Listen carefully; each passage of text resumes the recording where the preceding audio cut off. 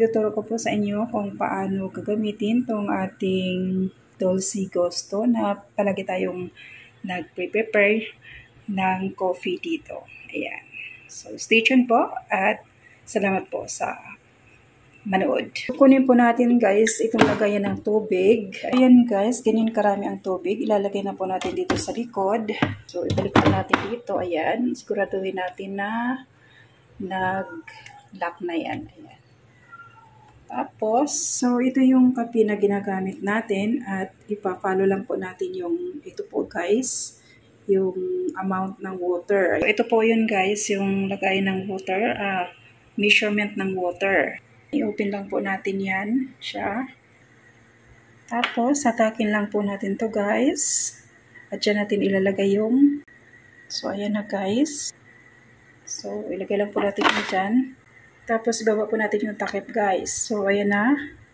Binawasan po natin ng konting tubig kasi sobra pong marami.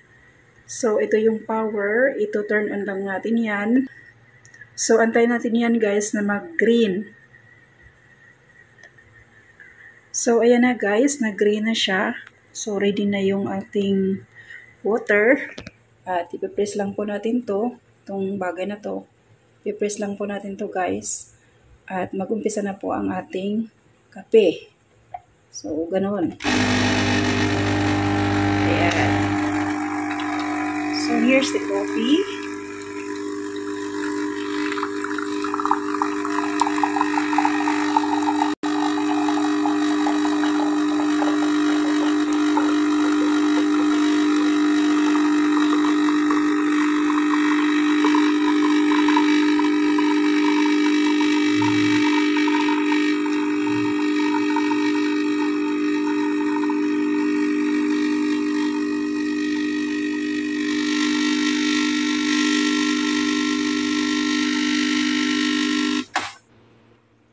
So, yan na guys.